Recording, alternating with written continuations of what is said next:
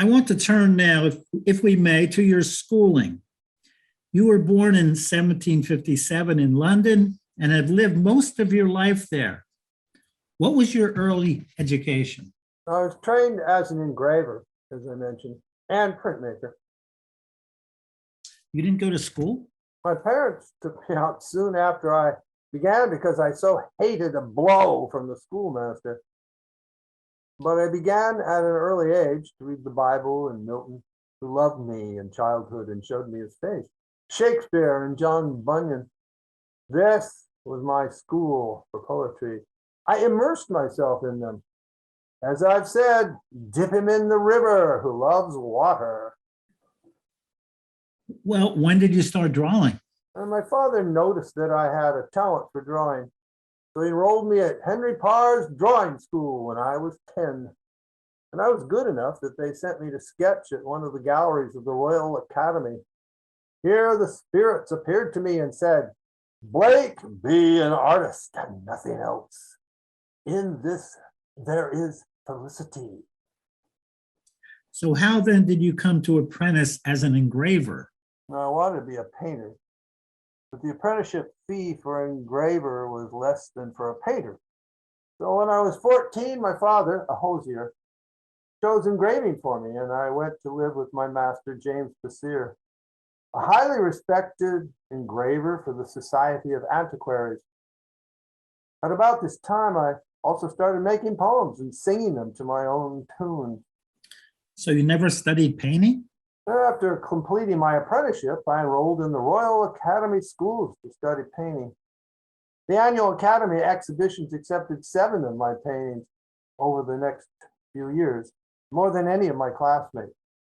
But I desired sweet outlines and beauteous form, hating oils, merely patches, paint, and powdered hair, and refused to use them, so I never won any prizes or scholarships. Only because you wouldn't use oil paints? Well, my friends say I have a somewhat unbending department, and I have to admit that I did secretly rage in the presence of some of my teachers, and on occasion spoke my mind, challenging the Academy president, Sir Joshua Reynolds, which didn't please him.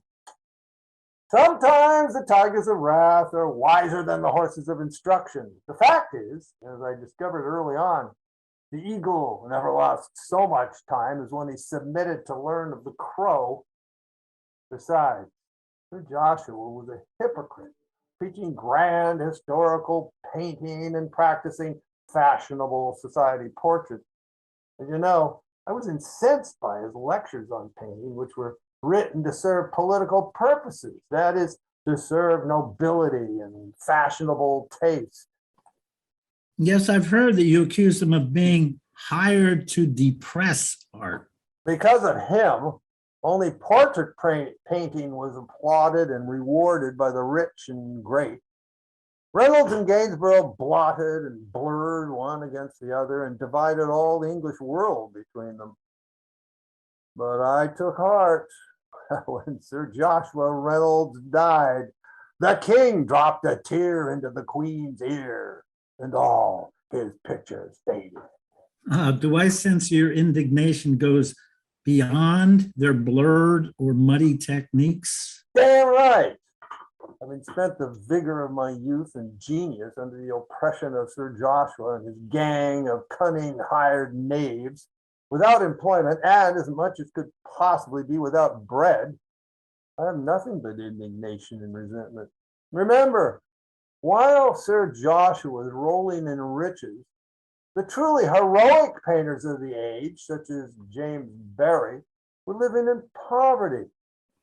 So what painters did you learn from? Michelangelo, Raphael, and Albert Dürer. Reynolds shows nothing but condemnation and contempt for Dürer, who was one of the first painters of his age and would never have got his manners from the nobility.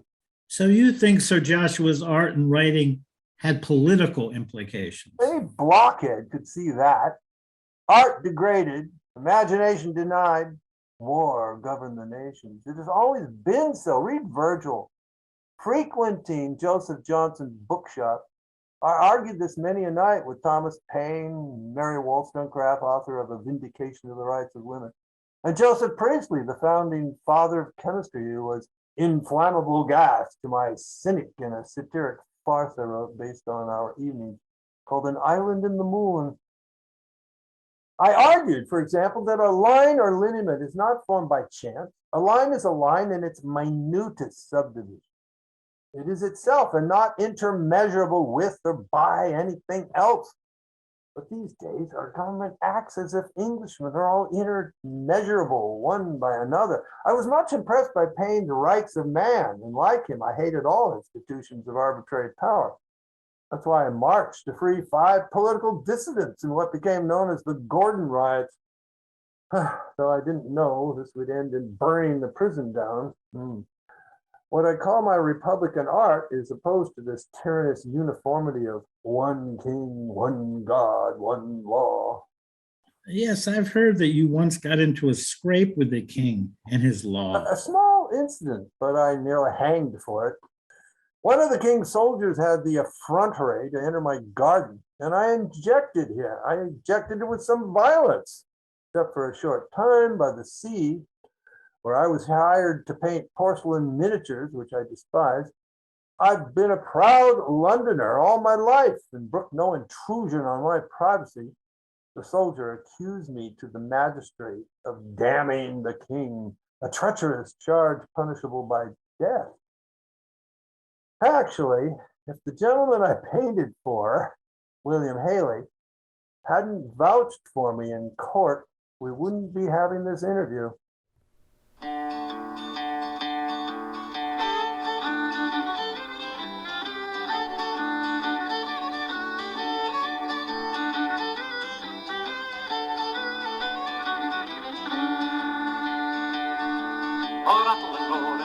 He's out, he's a fair and forty sell his fiddle and buy some more, where the pots and we his fiddle the sot dear blue, see him rattle and roar, and Willie, welcome him to me.